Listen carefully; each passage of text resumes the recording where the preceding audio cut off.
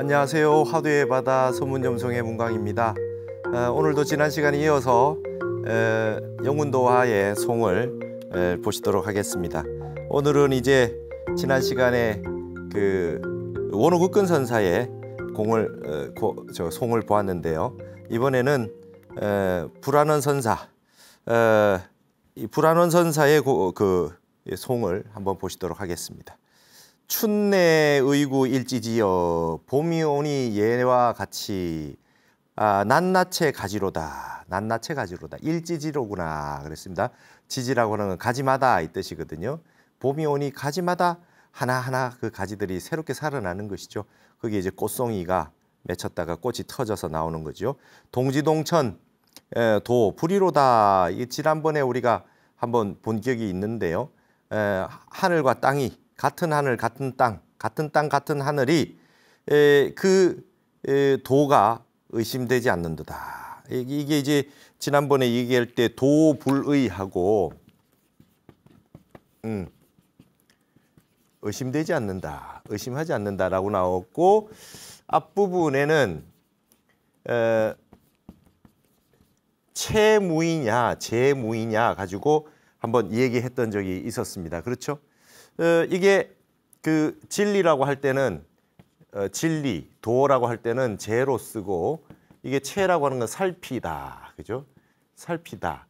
그다음에 자세히 보다, 뭐 이런 거 이제 동사나 부사 쓸 때 이렇게 쓴다 그랬는데 도자도 말하는 걸 말씀을 보면 이제 길도자, 그죠? 진리라고 하는 것도 있고 요거는 이제 명사가 되겠습니다, 그죠? 그다음 동사로는 이제 말하다라고 하는 뜻이 있어요. 그러니까 여기에 구조는 같아요. 의심이 없었다, 의심하지 않았다.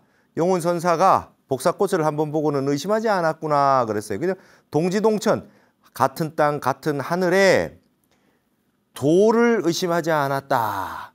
이렇게 볼 수도 있고 의심하지 않았다고 말했다. 이렇게 할 수도 있고요. 그 앞 구절도 마찬가지입니다. 가만히 살펴보니 말이죠. 의심할 것이 없었구나 라고 하는 거는 이제 채로 읽는 거고 도에 의심할 바가 없구나 이렇게 하면 또 재로 읽을 수도 있단 말이죠. 그래서 어느 것이 여러분이 더 좋습니까? 저는 예전에는 이게 채로도 읽었고 이번에 또 재로도 해석을 해봤고 그 구절과 너무나 비슷한 구절이 또 이렇게 도불이라고 하는 것도 있어서 여기에는 의심할 것이 없다고 말하도다 이러기도 좀 이 도자가 괜히 쓴 것 같잖아요. 이 뭐 설불이라든지 이렇게 굳이 쓰지 않고 도불이라고 한 거는 하늘과 땅 그 도가 하늘과 땅 그 동일한 그 하늘과 땅의 세계가 의심할 것이 없다. 그 진리의 세계가 의심할 것이 없다. 이렇게 해석해도 괜찮거든요. 그래서 구조가 같아서 저 살필 채보다는 진리할 때 재, 진재 속재할 때 재로 보는 것도 괜찮을 것 같다. 여러분들이 한번 잘 더 고민해 보셔라. 이렇게 그 말씀을 드린 바가 있습니다. 이렇게 한문이 쉽지 않아요. 이런 거는 이제 사람마다 각자 일설이 될 수 있죠. 나는 이렇게 본다, 나는 이렇게 본다. 그러면서 더 이제 그 번역어나 이런 걸 더 짜내 가지고 구조를 보면서 이렇게 설명할 수 있겠습니다. 그러니까 봄이 오니 의구하게 옛날과 같이 낱낱의 가지로구나, 하나하나의 가지구나. 하늘과 땅이 똑같이 동일한 땅에 동일한 그 하늘에 옛날과 동일하게 의구하게 꽃이 폈단 말이죠. 근데 거기에 그 진리의 세계가 의심할 바가 없도다, 의심할 것이 없도다 이렇게 볼 수 있겠단 말이죠. 이게 여기서는 도자가 말하다라고 하는 게 조금 어색해요. 그래서 지난번에 이 그 재로 재무이다 이렇게 한번 해석을 했던 적이 있었습니다. 그 밑에 구절 보시죠. 미철지어는 인망문하라. 철저하지 못하다라고 하는 말은 묻지를 말아라. 묻지를 말지어다 이랬습니다. 사람들은 묻지를 말아라. 여기 의심하겠죠. 도대체 왜 저런 말씀을 미철이라 했는고. 영여 특지소 희희로다. 나로 하여금 이 말이죠. 나로 하여금 특별하게 그러죠. 유독히 그죠. 땅지자는 그 뭐뭐 하게라고 하는 부사어를 만들어주는 말입니다. 중국 사람들이 많이 하는 그 만만디라고 하는 거 있잖아요. 천천히 해라. 그럴 때 만만디다 뭐 이렇게 쓰잖아요. 이걸 할 때 G를 쓰기도 하고 D를 쓰기도 하고 뭐 다 써도 상관없고 여기 이제 D라고 하는 거 뭐 하게 이렇게 쓸 수 있단 말이죠. 더로 쓸 수도 있고 뭐 그 상호 교환이 가능하다고 보여지면 뭐 하게 말이야. 특별히 히히하고 이거 소리입니다. 소리. 웃는 소리. 히히. 그러니까 중국 발음은 시시인데요. 뭐 그냥 히히거리고 웃는 그 소리를 이 희화해서 이렇게. 근데 여기 기쁠 희자가 있으니까 참 그 글자 보면 입구자에 웃을 희자, 기쁠 희자 써가지고 웃는다, 웃는 소리다 이렇게 만들어 놨어요. 이 여기는 이제 그 의심할 의자, 그다음에 가지지자 하고 이제 그 운자를 맞추면서 이렇게 했죠. 그냥 웃는다 하면 되는데 히히하고 웃게 만들구나 이랬습니다. 그러면 이게 지금 어떤 뉘앙스입니까? 나를 웃게 만든다. 그 지금 나를 유독 웃게 만드는구나. 그거는 여기는 어떤 뉘앙스냐 하면 미철이라고 한 말을 그걸 너무 묻지 마라. 묻지를 말지라. 뭐 그렇게 복잡하게 만들어 나를 유독히 희희하게 웃게 만들었구나. 이거는 나는 현사 삽입 선사의 뜻을 다 알고 있어서 유유자적하게 웃고 있는 그런 뉘앙스가 있을 수도 있고 그거 별거 아니야. 그 뜻 사실 알고 보면 별거 아닌데 굉장히 궁금하겠지. 그리고 또 향상구라고 얘기하니까 너무나 궁금하겠지. 막 물어쌌는데 그거 묻지 마. 나는 그거 그냥 씩 웃고 말아. 이렇게 얘기한단 말이죠. 사실은 별것 아닌데 되게 어렵게 생각하고 되게 그 의심을 가지지. 이런 뉘앙스가 있어요. 그러니까 알고 나면 다 우습죠. 알고 나면 다 쉽고 다 웃었습니다. 근데 그걸 모를 때 그게 어려운 거죠. 어린아이 3년 찾듯이 핸드폰 손에 들고 핸드폰 어디냐고 찾고 있듯이 그거 아주 비근하게 가까이 그 알고 나면 그 웃음밖에 안 나오는 그런 그 허탈한 웃음이 나오거나 즐거운 웃음이 나올 정도의 일인데 그걸 가지고 문제에서 삼아가지고 끊임없이 질문을 하고 있구나 이렇게 받아들일 수도 있어요. 그래서 현사 사비선사의 그 미철이란 말이 별거 아니다 라고 하는 것으로 볼 수도 있고 알고 보면 이렇게 나는 그걸 다 알고 났기 때문에 나는 이렇게 유유자적하게 웃고 있다 이런 뉘앙스로도 볼 수 있고 그렇겠습니다.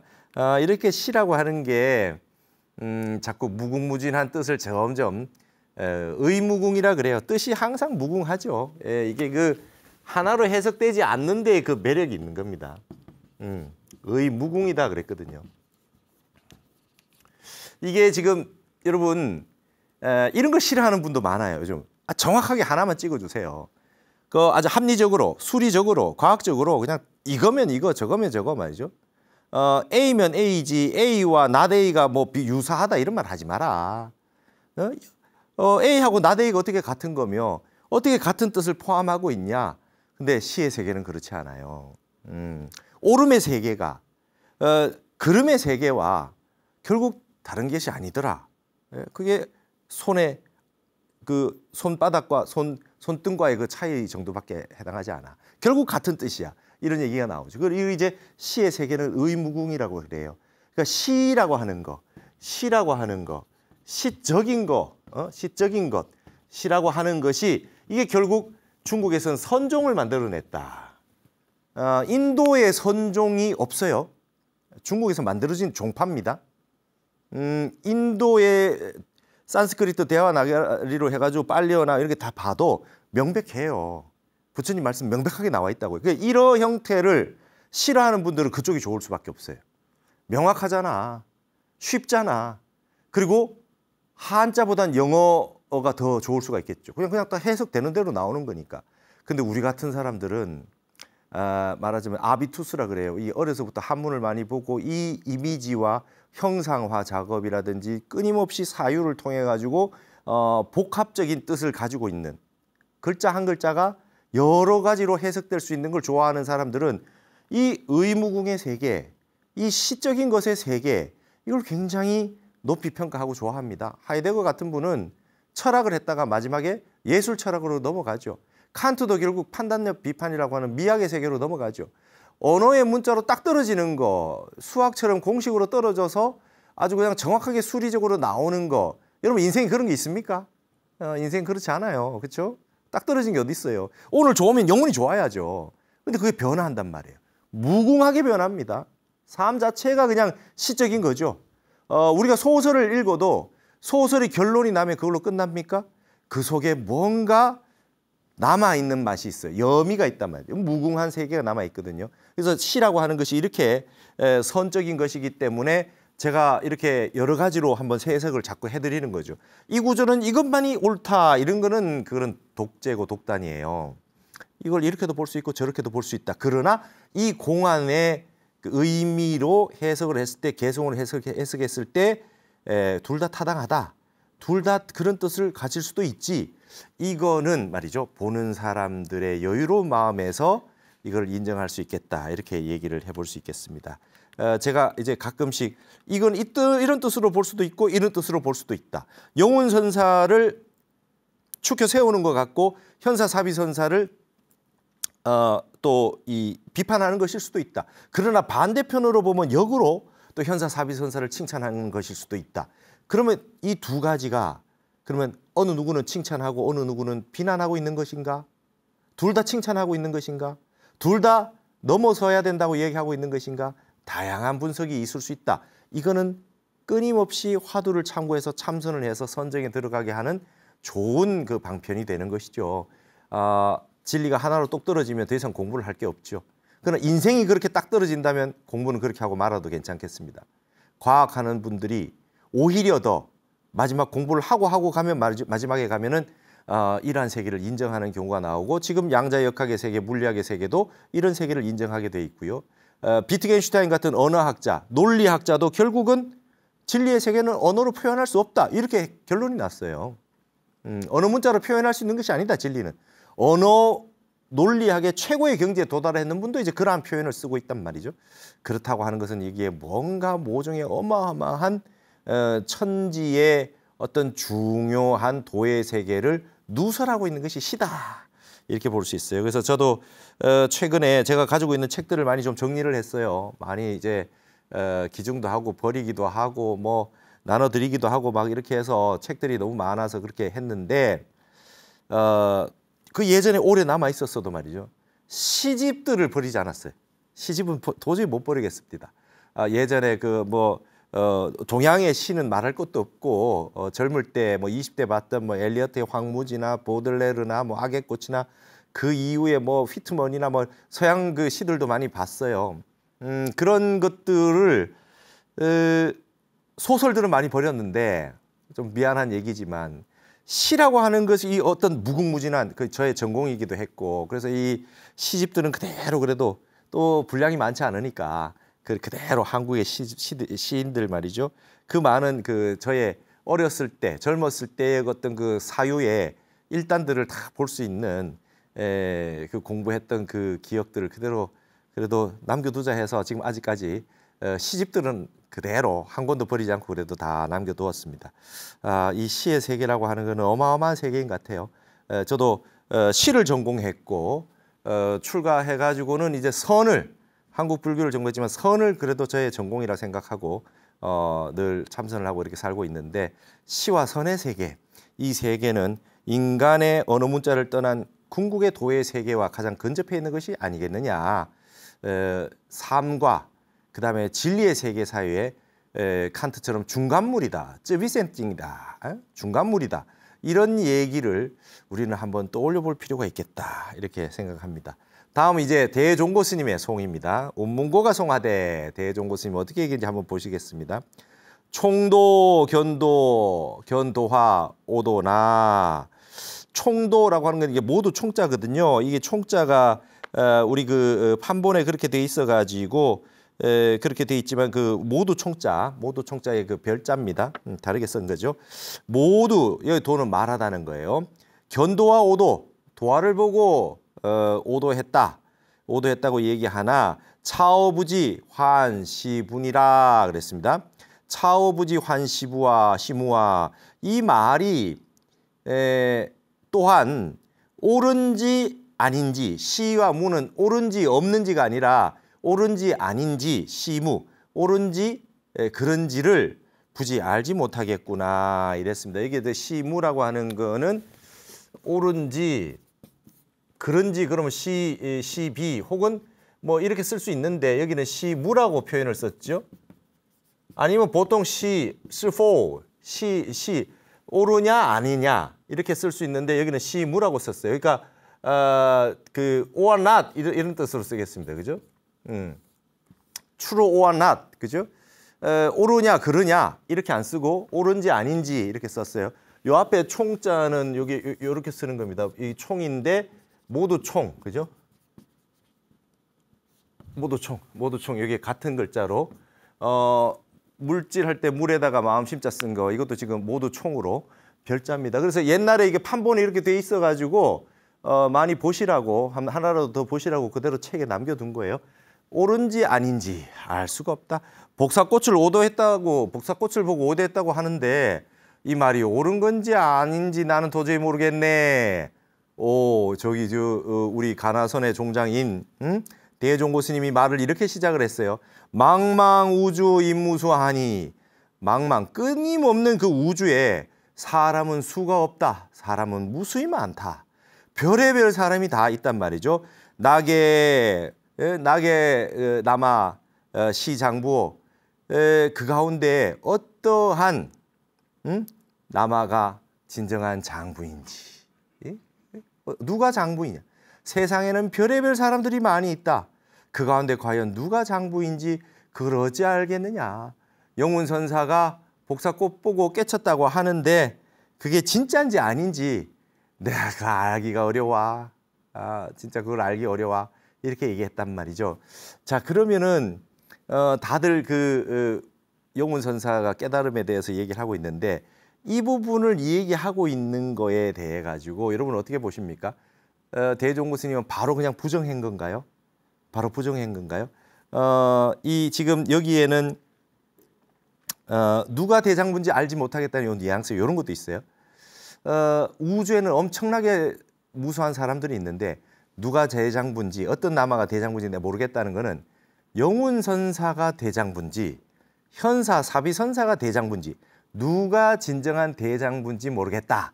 이렇게 앞으로 운을 띄운 겁니다. 그 뒷구절을 얘기해 주기 위해서. 그래서 다시 우송이라는 게 붙어 있어요.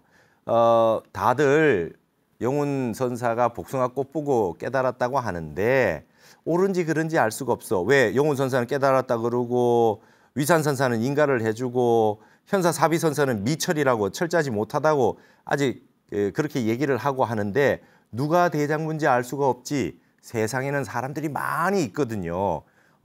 대종고 스님만 해도 벌써 송나라 때 스님이고 이 일은 말이죠. 그 앞 시대에 있었잖아요. 당나라 때나 이때 있었는 일이니까 사람이 그렇게 많은데 누가 옳은지 영운선사인지 현사사비선사인지 누가 대장부인지 나는 도무지 모르겠다. 이제 이렇게 이제 얘기를 건네놓고 우송 그래서 우송 다시 한 구절을 개송을 남겨가지고 이제 뭔가 얘기를 하고자 합니다. 저는 이 영운도화의 개송 가운데 참 지금 나오는 이 개송을 너무 좋아합니다. 뭐라 그러느냐?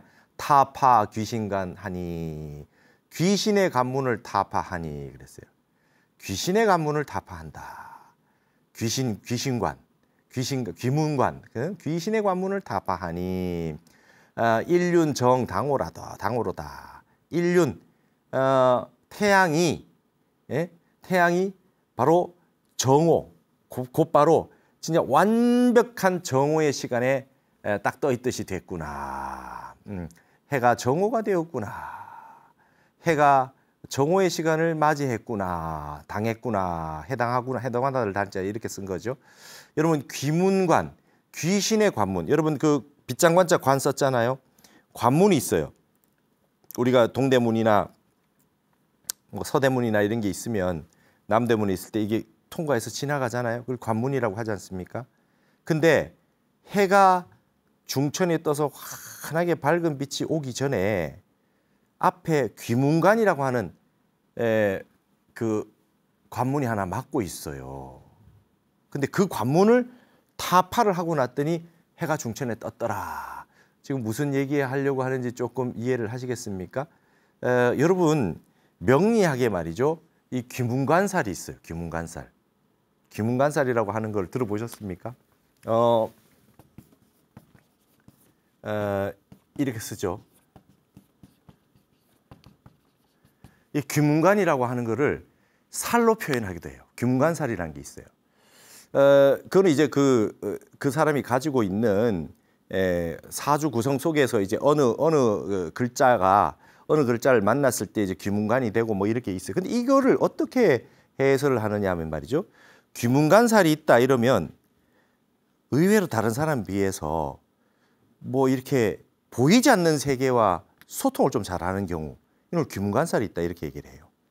꿈을 꾸는데 너무 잘 맞는다든지 그다음에 신기가 좀 있어가지고 뭐 이렇게 잘 한다든지 그럼 이게 좋은 겁니까 나쁜 겁니까?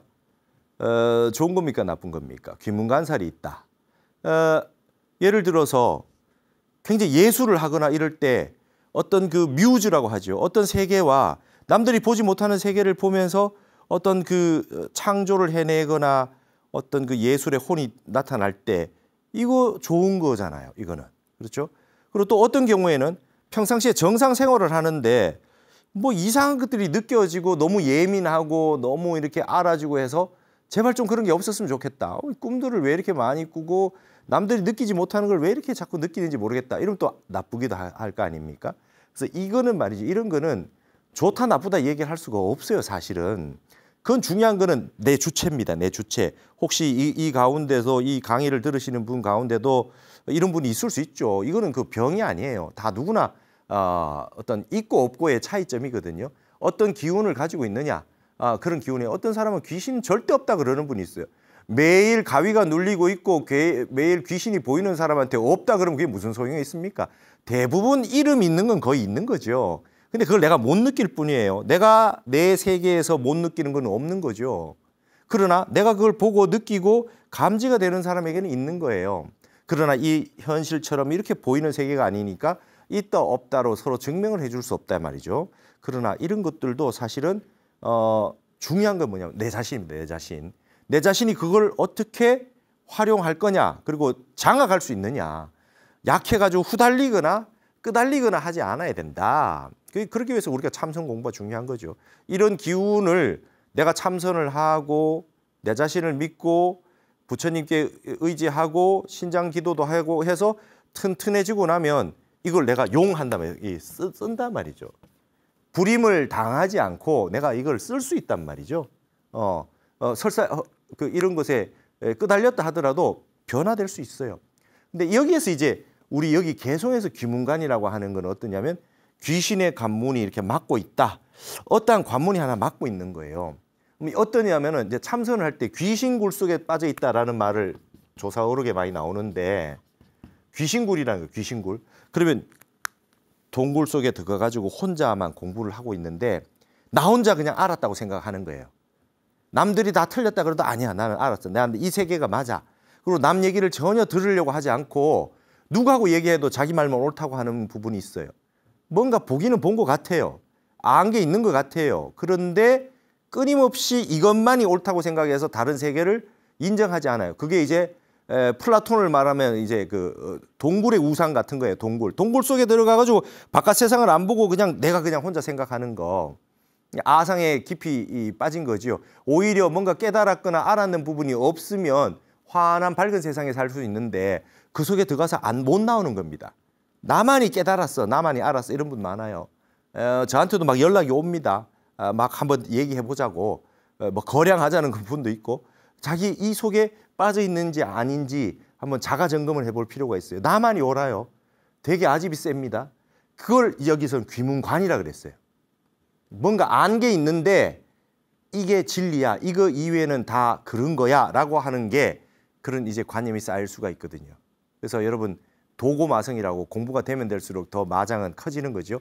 이 귀신 관문을 귀문관을 뚫고 타파시키고 딱 나갔더니 해가 정상에 떴더라 이거예요.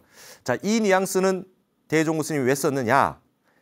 현사사비선산지 영운선산지 누가 선지식인지 누가 진정한 대장부인지 모르겠구나 해놓고 그 다음 개송에서는 귀신 관문을 귀문관을 타파시키고 나갔더니 해가 중천에 떴구나. 벌써 뉘앙스가 나옵니다. 현사 사비선사가 미철이라고 말한 게 거의 옳다는 뉘앙스가 느껴져요. 그 다음에 뭐라고 했습니까? 일전중 홍심하니 하나의 화살이 홍심, 그 꽃심 있잖아요. 핵심, 여기는 심이라고 하는 거는 우리가 반야심경 할 때 그 마음심이 아니라 핵심의 심자거든요. 이 600부 반야의 핵심을 모은 게 마하반야 바라밀다의 핵심경이라는 뜻이 반야심경이에요.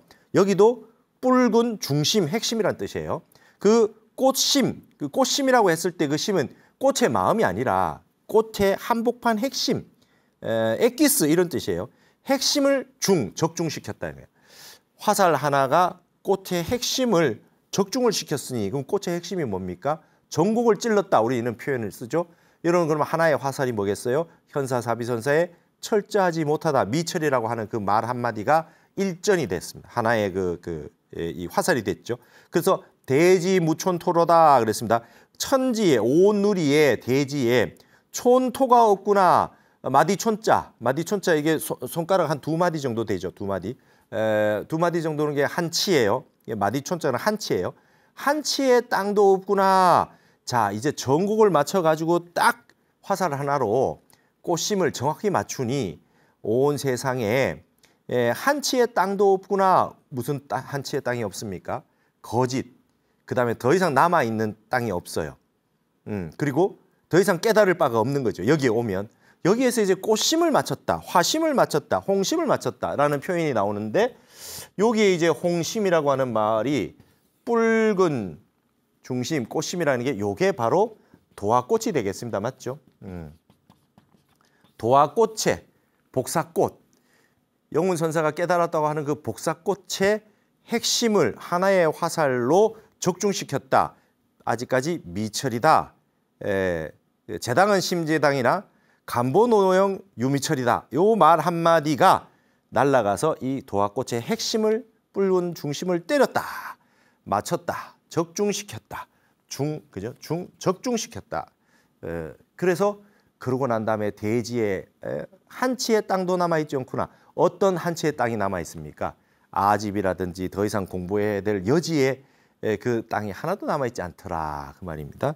그러니까 여러분 이제 향상구의 세계로 가서 좀 깨달은 바가 있다 해도 2번 깨쳤니 3번 깨쳤니 하는 말이 나오는 이유는 향상일로의 세계로 가서 그동안 깨달았다는 것을 다 내려놓고 없어지지 않아요. 공부된 건 없어지지 않아요. 그대로 다 내려놓고 또 뭔가 여기에 무촌토, 한치의 땅도 남아있지 않은 데까지 나아가야 되는데 거기에 안주하는 경우가 있거든요. 십주, 십행, 십회양, 십지, 등각, 묘각인데 묘각에 한치의 땅도 남아있으면 아직까지 묘각이 아니지 않습니까? 서울의 만남의 광장 톨게이트에서 바로 앞에서 멈추면 어떻게 됩니까? 아직 서울이 아니잖아요. 그러니까 한치만 못 지나가도 서울은 아니잖아요. 그러니까 우리가 여기에서 향상일로로 뛰어 넘어가야 됩니다. 여러분 서울의 그 만남의 광장 그 톨게이트가 여기서 표현한 건 뭡니까? 귀문관이에요. 귀문관. 귀신의 관문. 그 관문을 넘어가야 마지막 관문을 넘어가야만 이제 서울이 되는 거예요. 밝은 환한 정오의 태양이 비추는 그곳이 되겠다. 그래서 여기 대종고 스님도 앞부분에 영운 선생의 깨달음도 인정을 했어요. 멋지게 다들 오도했다고 하는데 난 진짜 잘 모르겠다. 누가 대장부냐 해놓고는 그 다음 개송에서는 자칫 잘못하면 귀문관에 막혀 있을 수 있으니 그걸 타파하고 봄날에 환한 태양빛으로 나와서 복사꽃의 꽃심의 중심을 화살로 맞춘 다음에 환하게 이 어마어마한 그 이 대지의 세계 조금의 의심이 남아있지 않다고 했지만 아직까지 한치의 땅이 남아있을 수 있으니까 그 한치의 땅도 없는 세계로 나가야 되겠다. 지금 이렇게 얘기를 하고 있습니다. 저는 이 개성을 굉장히 좋아합니다. 스스로 자기를 경책할 때 타파 무문관하니 인륜 정당호로다. 그래서 이 무문관을 이 그 귀신의 관문을 뚫고 지나가야 되죠. 자기 한계입니다. 전생에 공부해 왔던 게 있을 텐데 여기까지는 이번 생도 잘 갈 거예요. 근데 전생에 공부해서 닦아놓은 그 자긍심 때문에 이번 생에 한 걸음 더 나가지 못하고 있는 것은 아닌가. 누구나 인생의 목표는 이래야 될 것 같습니다. 수없이 많은 생을 살아오면서 본인이 공부했는 그 공부의 세월이 있는데, 경지가 있는데, 거기에서 이번 생은 자기의 한계를 극복해서 자기의 귀문관을 뚫고 벽돌을 하나 더 쌓는 게 목표가 돼야 되겠죠. 50생 살았다, 100생 살았다 그러면 자기의 자기 개인 기록이 있어요.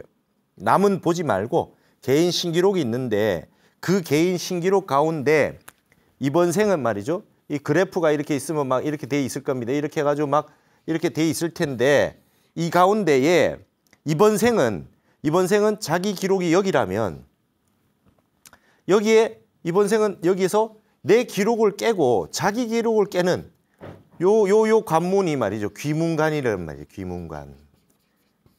귀문관을 뚫고 향상일로의 세계로 나아가자. 예, 요게 인생의 목표가 돼야 되지 않느냐. 여기에 있는 사람이 볼 때는 이 정도의 경지도 굉장히 높고 뭐 다 좋아요. 그렇죠? 여기 있는 사람이 봤을 때는.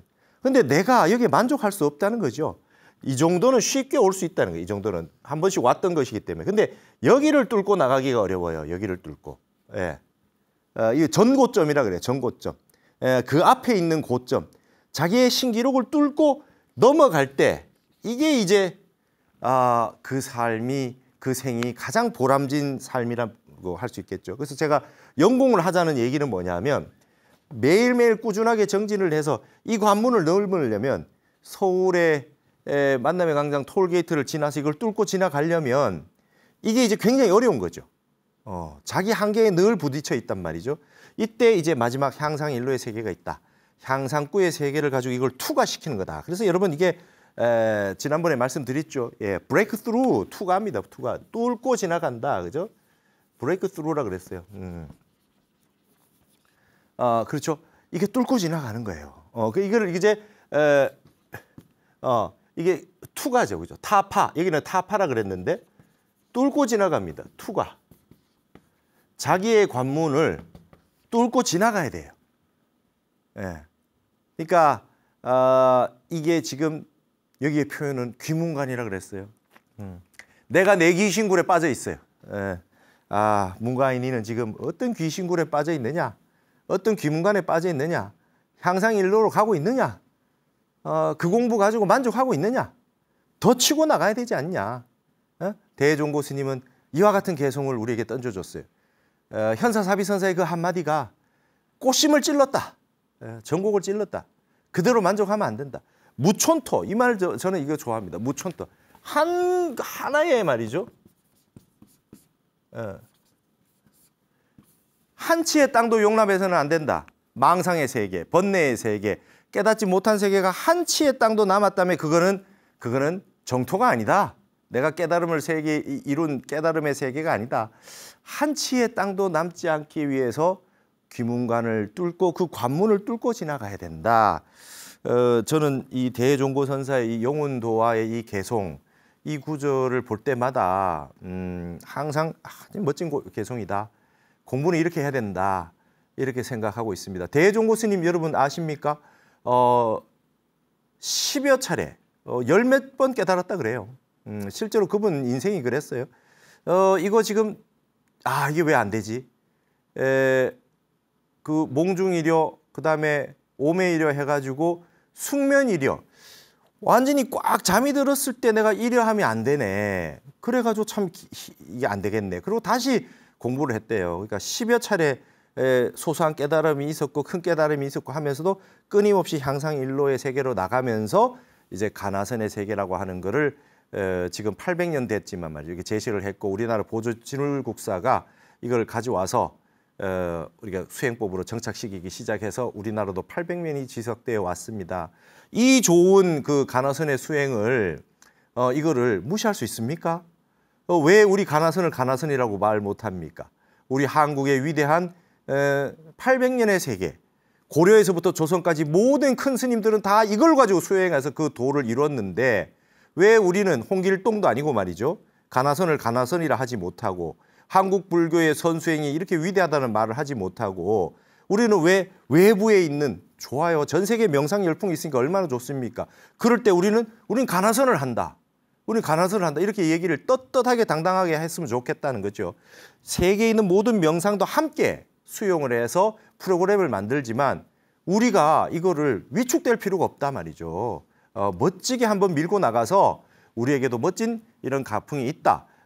그리고 중국은 말이죠. 이 가나선의 이 가풍이 우리처럼 이렇게 면면하게 이어지지 않고 중간에 막 끊어지고 문화대혁명이 있고 뭐 가느다랗게 선은 이어 있었지만 우리처럼 선풍이 이렇게 전국 사찰의 선원이 문을 열고 이렇게 되지 않았습니다.